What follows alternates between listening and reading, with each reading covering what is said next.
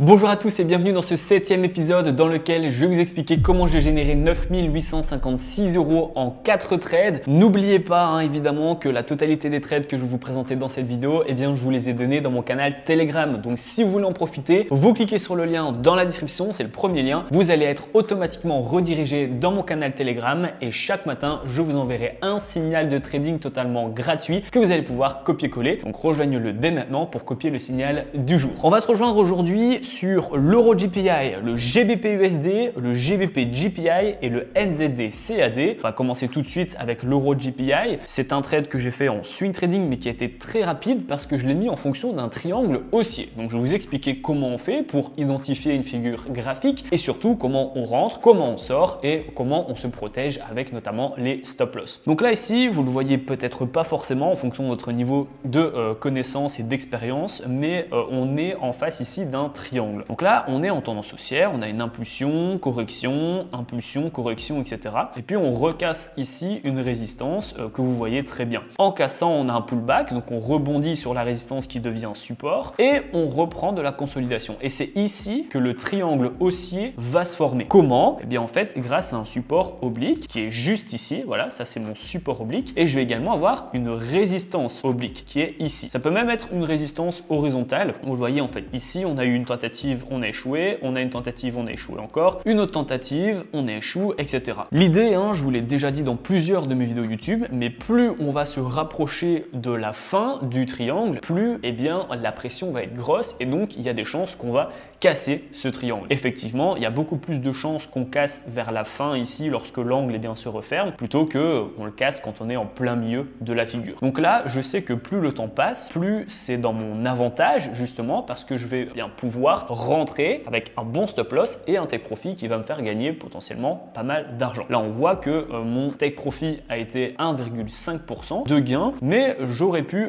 potentiellement le mettre un petit peu plus bas. Je vais vous expliquer pourquoi. Quand on met un take profit dans une figure graphique, ce qu'on va faire, c'est qu'on va prendre l'ouverture de cette figure. Donc là, je prends l'ouverture de mon triangle qui est à 69 pips et je vais venir ici la reporter à 69 pips. Je vais juste la reporter en 1-1 et donc j'aurai potentiellement un take profit ici à 69 pips si je voulais vraiment mettre un take profit en fonction de mon triangle haussier. Ça, c'est l'école, entre guillemets, des gens qui sont très safe. Maintenant, il y a une deuxième école, des gens qui font à chaque fois x2 sur l'ouverture de toutes les figures graphiques. Donc là, par exemple, si j'étais à 69 pips, je vais faire 69 x 2 et ça sera mon take profit. C'est d'ailleurs ce que j'ai fait personnellement, d'où le take profit à 137 pips. C'est comme ça que je l'ai mis. J'ai pris en fait ici l'ouverture de mon triangle haussier et je l'ai reporté en x2 à la résistance ici parce que je pars du principe que c'est x2 lorsqu'on l'a cassé la résistance. C'est en cassant la résistance qu'on vient valider la figure et donc continuer d'augmenter. Donc voilà pourquoi j'ai mis ce take profit à 137 pips. Ensuite, mon point d'entrée, très facile, je suis rentré en fait juste ici, un petit peu à l'avance sur cette bougie. Pourquoi? Parce que tout simplement là où je pouvais prendre le plus de pips possible, je pouvais pas rentrer plus haut parce qu'après on allait casser. Donc j'essaie de rentrer juste avant la résistance et j'essaie aussi de rentrer le plus proche possible de mon support oblique. Voilà, là c'est vraiment du détail parce qu'on est arrivé vers la fin du triangle, donc potentiellement que je sois rentré ici sur la bougie d'après, il n'y a pas beaucoup de pips d'écart, mais dans l'idée, il faut toujours essayer de rentrer avant la cassure du triangle parce que après, ça peut péter énormément et donc là, ça va tout casser votre point d'entrée, etc. Vous allez arriver en retard. Et donc à ce moment-là, on va attendre plutôt un pullback, une deuxième chance, mais on va plus vraiment trader sur la validation de la figure. Mon stop loss, pourquoi je l'ai mis ici? Très simple. En fait, j'ai une zone de support. J'en ai plusieurs, mais j'ai ma zone de support qui est ici. Et donc, je laisse opportunité au prix de rebondir sur la zone de support afin de toucher mon take profit. Maintenant, très clairement, en fait, je me dis surtout que si on touche mon stop loss, ça voudra dire qu'on aura cassé par le bas le triangle et donc on viendra invalider mon scénario tout simplement. J'avais aussi une zone de support qui était ici et je pourrais même l'agrandir un peu plus. Et donc, là, encore une fois, mon stop loss est en dessous pour venir me protéger. Donc, voilà pourquoi j'ai mis ce stop loss ici. Voilà pourquoi je suis rentré à l'intérieur du triangle haussier et donc, qu'est-ce qui s'est passé? On a fini par casser et clôturer par le haut le canal haussier qui vient ainsi valider mon scénario. Juste après, on a une autre bougie haussière suivie d'une dernière bougie haussière qui vient toucher mon take profit. Ensuite, on a un petit repli, c'est tout simplement la prise de profit, on appelle ça. Les acheteurs sont rentrés un peu tous de la même façon, ils sont rentrés en fonction de ce triangle haussier. Du coup, on avait à peu près le même niveau de take profit, les objectifs étaient à peu près à ce niveau-ci et donc il y a eu un petit repli, une prise de profit de la part des acheteurs et ensuite on a eu un retournement, donc un ravalement de ce qui s'est passé juste avant. Donc voilà comment j'ai généré 1,5% de gain, soit 1847 € personnellement. Donc ce trade-là, évidemment, je vous l'ai envoyé et vous en avez tous profité. Ensuite, on va arriver sur le GBP/USD. Alors, le GBP/USD, c'est le trade qui m'a fait générer le plus d'argent pour le moment sur cette série d'épisodes. Je pense pas que je vous avais déjà montré un trade qui m'avait rapporté plus de 3150 €. Et donc là, on est sur un joli trade. Je vais vous expliquer comment je suis rentré, mais il n'y a rien de plus simple. J'achète en tendance haussière en essayant de rentrer le plus bas possible. C'est toujours la même chose, hein, je vous l'ai dit. Il ne faut pas faire compliqué, ça sert à rien d'avoir 10 écrans, 150 indicateurs et passer sa journée à analyser les prix. On essaie de surfer sur la vague. Lorsqu'on est en tendance haussière, eh bien on rentre le plus bas possible. Lorsqu'on est en tendance baissière, on essaie de rentrer le plus haut possible. Et une fois qu'on a un bon point d'entrée, c'est plus qu'une question de stop loss, de take profit et de gestion de trade. Donc là, qu'est-ce qui s'est passé? Je vois que je suis sur une tendance haussière très solide. J'ai des impulsions et des corrections depuis ici le 7. Je rentre à partir du 20, du 21 pour être précis. Donc ce qui se passe, c'est que je vois que depuis 2 semaines, on est en tendance haussière assez forte. On rebondit sur la moyenne mobile simple, on a des toutes petites corrections et ensuite on a des grosses impulsions. Et un peu avant de rentrer, justement, c'est ce que je découvre. Je vois qu'on a des grosses impulsions, des toutes petites corrections, des grosses impulsions, des toutes petites corrections. Donc qu'est-ce que je me dis? Eh bien, je me dis que la tendance n'est pas là de se terminer. Pourquoi? Eh bien, parce que les impulsions sont très grosses et les corrections sont très petites. Donc ça veut dire que pour le moment, les vendeurs ne s'expriment que très peu. Et on a du coup à chaque fois, eh bien, très peu de volume vendeur et puis derrière des grosses impulsions haussières. Donc qu'est-ce que je fais? Eh bien, je me dis, ok, j'ai analysé ce scénario. Je vois que à court terme, un peu avant, donc quelques jours avant même mon point d'entrée, eh bien, on a des corrections qui sont très petites. Je me dis donc, eh bien, que j'attends la prochaine correction et que je rentre à la fin de cette correction. Donc là, qu'est-ce qui s'est passé? J'ai une impulsion, 3 bougies de correction, une impulsion. J'ai 2 bougies baissières d'affilée de correction. Qu'est-ce que je me dis? Je me dis, ok, ça fait donc 2 bougies baissières d'affilée qu'on corrige. C'est potentiellement le même scénario que celui-ci, voire celui-ci. J'attends donc la prochaine bougie pour voir si on est sur une impulsion ou pas. Attention, dans ce genre de scénario, il faut jamais se positionner à l'avance. Pourquoi? Bien parce que rien me dit que on va continuer de monter. Ça pourrait très bien être le début d'une correction. Donc je dois attendre, évidemment, la fin de la bougie haussière qui viendra me montrer que la correction est terminée. Donc là, ici, qu'est-ce qui s'est passé? J'ai bien une bougie verte qui clôture à l'achat, qui donc rebondit ici aussi à l'ombre de la bougie. Cette ombre me montre un signal haussier également. On vient englober la bougie baissière. Donc j'ai un rebond technique, un signal haussier avec l'ombre de la bougie et j'ai un ravalement parce qu'on va clôturer plus haut. Juste ici, on clôture au-dessus de le prix d'ouverture de la bougie précédente. Donc j'ai tous les signaux qui me disent qu'on est reparti à la hausse. Donc eh bien, j'achète à la fin de cette bougie haussière. Donc mon point d'entrée est ici à l'ouverture d'une nouvelle bougie. Qu'est-ce qui se passe en termes de stop loss et de take profit? Alors mon stop loss, je l'ai mis juste ici. Je me suis donné pas mal de sécurité, bien que mon stop loss n'est qu'à 160 pips de perte. Ça représente un peu moins d'1% de mon capital. Donc c'est tout à fait OK. Et en fait, j'ai une zone de support qui est ici. Premier support, première sécurité avant de toucher mon stop loss. Et puis j'ai une deuxième sécurité ici parce que la résistance précédente, eh bien, a fait office de support ensuite. Donc si on casse et clôture par le bas ce support, eh bien, on pourrait potentiellement rebondir à ce niveau-ci avant de toucher mon stop loss. Donc j'ai 2 grosses sécurités, 2 chances entre guillemets avant qu'on touche mon stop loss. Maintenant, encore une fois, à partir du moment où on casse et clôture par le bas ma zone de support ici, eh bien, on fera un plus bas que le point bas précédent et pas un point bas plus haut que le point bas précédent. Donc ça sera un signal de début de tendance baissière, du moins de correction baissière. Et là, on sera plus forcément acheteur. Donc voilà pourquoi j'ai mis mon stop loss juste ici. Et mon take profit, donc je vous l'ai dit, je l'ai mis à 158 pips. Pourquoi? Bien pour plusieurs raisons. D'abord, j'ai utilisé les projections d'Osoda et j'ai regardé aussi les niveaux psychologiques parce que quand je dézoome, je n'avais pas beaucoup de résultats historiques en fait. Donc j'ai dû me référencier aux projections d'Osoda. N'oubliez pas, lorsque vous êtes sur des points qui sont historiquement hauts ou alors qu'on voit que ça fait très longtemps qu'on a pu atteindre ces prix-là, eh bien vous avez plusieurs possibilités techniques et également d'un point de vue des indicateurs pour avoir des idées de take profit. Vous pouvez utiliser les retracements de Fibonacci, vous pouvez utiliser également les points pivots, vous pouvez utiliser les projections d'Osoda, vous pouvez utiliser également les prix psychologiques tout simplement. Donc voilà, il y a plusieurs solutions pour déterminer un take profit lorsqu'on est sur des plus hauts historiques ou des plus bas historiques également, ou pas forcément historiques, mais que ça fait très longtemps qu'on a pu atteindre ces niveaux. Donc ce trade a été très facile à gérer parce que peu de temps après, eh bien, on a eu une impulsion haussière, une autre impulsion haussière, 3 bougies d'affilée, donc vraiment comme ce scénario et ce scénario. scénario, l'histoire se répète, donc j'ai pas du tout peur. Je me dis simplement qu'il faut attendre la fin de la correction. Au final, j'ai une bougie d'impulsion haussière, donc tout va très bien. J'ai deux bougies baissières d'affilée, donc c'est la correction ici, mais qui ne fait pas vraiment de correction. Et après, j'ai des impulsions et on vient toucher mon take profit. Donc là, il n'y avait pas vraiment de gestion de trade à faire. Tout allait dans mon sens à chaque fois, donc c'était un trade qui était assez rapide. Je suis rentré ici et je suis sorti ici, donc ça m'a pris 2 jours et demi. Donc c'est un swing trading qui était très rapide, mais on voit que cette bougie haussière ici et celle-là a favorisé évidemment la durée du trade. Ensuite, je suis sur le GBP GPI. Ce trade m'a fait générer presque 200 pips, 2,5% de mon capital, soit 2738 euros. Je suis rentré à contre-tendance cette fois-ci, donc c'est assez intéressant de vous montrer pourquoi je rentre dans ce scénario-ci. Je suis rentré un petit peu à l'avance, mais voilà, c'est le jeu. J'aime bien aussi me positionner un peu à l'avance quand je suis à contre-tendance parce que je veux essayer d'aller chercher le plus possible et je veux aussi faire attention aux moindres indicateurs. Et étant donné que je suis à contre-tendance, j'ai pas les probabilités qui sont avec moi. Quand je mets un trade à contre-tendance, j'ai environ 30% de probabilité que mon trade aboutisse à un gain. Je vais donc devoir monter ces 30% de manière la plus sécurisée possible. Je passerai jamais de 30 à 80%, mais je dois essayer de le monter le plus possible et je dois surtout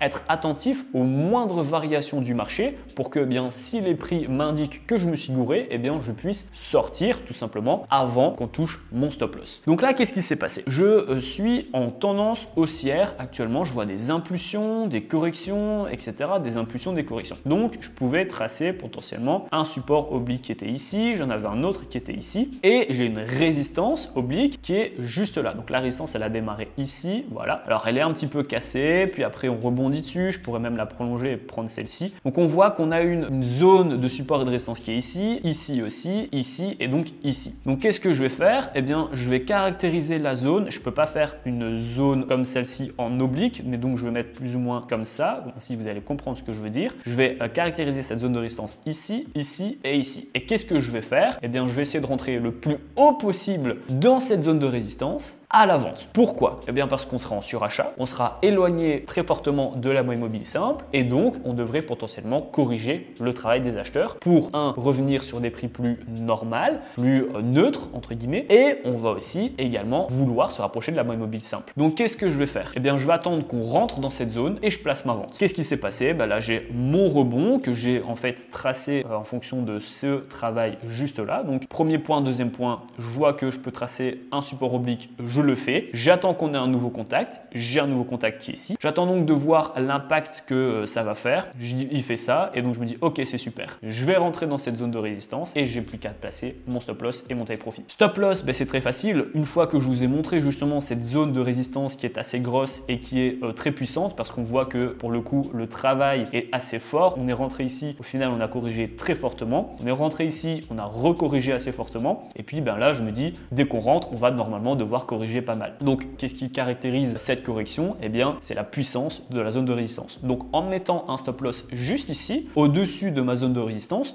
j'ai beaucoup de probabilité qu'on touche pas mon stop loss en fait. Là les 30% que mon trade aboutisse à un gain, eh bien je vais quand même les monter les probabilités parce que pour toucher mon stop loss, il faudrait qu'on arrive à casser et clôturer par le haut cette grosse résistance, chose qu'on n'a pas réussi à faire auparavant. Et en plus, eh bien ça voudrait dire qu'on fait un nouveau plus haut. Et donc en termes de take profit, c'est facile, je vais tout simplement vouloir corriger l'impulsion précédente. Donc là j'ai une impulsion, une correction, j'ai mon impulsion, j'ai donc deux choix. Soit je vais mettre un take profit ici en voulant corriger uniquement cette petite impulsion, soit je mets un take profit ici en voulant corriger cette impulsion haussière en fait tout simplement. En le mettant ici, j'étais à peu près à 100 pips de gain, c'était un petit peu et en fait c'était surtout inutile parce qu'en mettant un take profit ici, eh bien c'était un peu le début de l'accélération baissière parce que si on casse et clôture par le bas mon canal, enfin mon support oblique et qu'on touche ici mon take profit, en fait on aura fait un point bas, plus bas et donc en cassant ce support, on aura une accélération baissière. D'ailleurs, petit conseil pour vos take profit, c'est bien qu'ils soient cohérents. C'est important de placer des take profit qui soient relativement cohérents, voire même proches, pour que comme ça ils soient touchés souvent, ça améliore votre psychologie, votre confiance en vous, etc.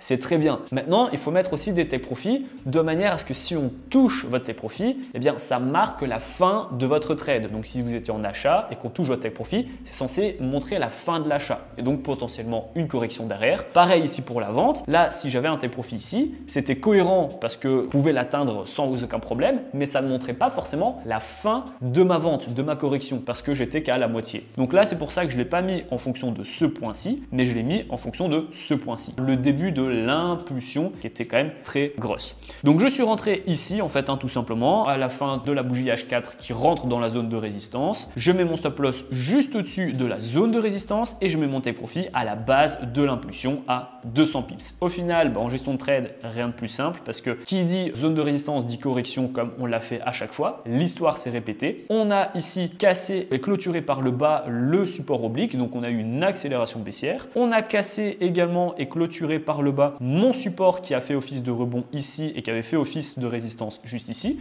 Donc qu'est-ce qui s'est passé? On a eu une accélération baissière et ensuite, eh bien, on a cassé et clôturé par le bas la moyenne mobile simple à 200 périodes, ce qui a fait une nouvelle fois accélérer, donner l'impulsion au prix pour toucher mon take profit donc à 200 pips. Donc ce trade là, évidemment, je vous l'ai donné, il vous a fait générer 2,5%, soit 2738 € pour moi. Ensuite, on va passer au dernier trade, le NZD-CAD, qui est aussi pour le coup assez intéressant. C'est un trade à tendance, donc j'ai acheté en tendance haussière, un petit peu à l'avance aussi parce que là, c'est un peu en retard et en même temps un peu à l'avance. Je vais vous expliquer pourquoi. Je suis rentré à l'achat, donc je suis rentré à l'achat, on voit que la tendance était haussière, qu'on avait une impulsion haussière précédemment, donc j'aurais pu rentrer beaucoup plus tôt. Techniquement, le meilleur point d'entrée après coup de ce genre de trade, il était ici. Pourquoi? Bien parce qu'on démarre la session avec un gap baissier et on est sur la moyenne mobile simple à 200 périodes. Les gaps, ça se referme à chaque fois. On ne sait pas forcément quand, ça peut prendre plus ou moins longtemps, mais ça se referme toujours. Donc là, démarrer la session avec un gap baissier où on sait que ça va ravaler à la hausse et qu'en plus on est en tendance haussière et qu'en plus on est proche de la moyenne mobile simple, c'était vraiment le point d'entrée parfait. Malheureusement, j'étais pas devant ce graphique à ce moment-là, donc je n'ai pas vu cette opportunité, mais c'était un super point d'entrée. La deuxième opportunité du coup, c'est celle que j'ai prise, c'était à la fin d'une correction. Donc là, j'ai eu la fermeture du gap qui a pris plusieurs heures quand même, mais qui s'est faite. J'ai eu ensuite une impulsion haussière, une légère correction, donc une prise de profit des acheteurs, et on voit en fait, encore une fois, le seul moment de gloire entre guillemets des vendeurs, donc le seul moment où ils doivent s'exprimer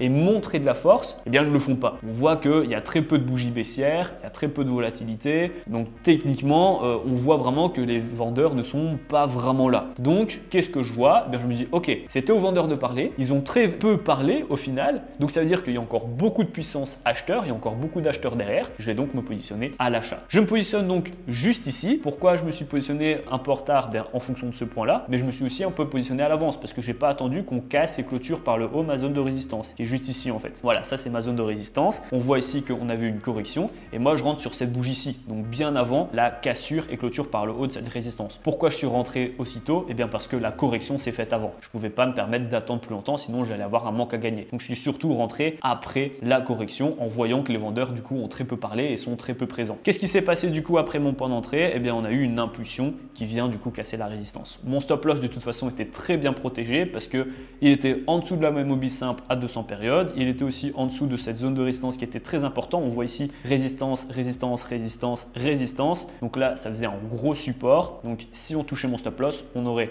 cassé par le bas ma zone de support, cassé par le bas ma moyenne mobile simple à 200 périodes et venu toucher mon stop loss. Donc là, c'était quand même assez peu probable, sachant que j'étais en achat en tendance haussière après une correction vendeuse. En termes de take profit, du coup, j'étais à 143 pips de take profit. C'était en fait ici une zone de résistance importante. Donc ça m'a fait générer 2%. Ça vous a fait générer 2%. Je l'ai aussi partagé dans le canal Telegram, ce trade, soit 2121 € pour moi. En termes du coup de gestion de trade, assez simple. On n'a que des bougies haussières d'affilée. Donc là, il n'y a rien à faire à part observer. On a une petite correction qui est tout à fait normale, mais qui ne fait pas du tout une correction plus bas que la grosse zone de résistance ici. On voit au final qu'on est plutôt sur une consolidation ici, avec le support qui est bien défini par les ombres et les corps. Donc là, on attend. Qu'est-ce qu'on fait? On prend notre stop loss créditeur, on le met en dessous de cette zone de support, comme si c'était un stop loss normal, et on attend. On voit qu'on a une impulsion, une correction, une impulsion, une correction, etc. jusqu'à venir ici avec cette impulsion de bougie toucher notre take profit. Donc voilà comment j'ai généré 9856 €. Ça représente à peu près fait 9% de mon capital en 4 trades. N'oubliez pas que ces trades-ci, je vous les ai donnés dans mon canal Telegram. Donc arrêtez d'être spectateur, venez rejoindre le canal Telegram, il est totalement gratuit. C'est le premier lien dans la description, vous avez juste à cliquer, vous allez être redirigé dans le canal Telegram et tous les matins, je vous envoie un signal de trading à copier. Donc si ce n'est pas encore fait, rejoignez le canal Telegram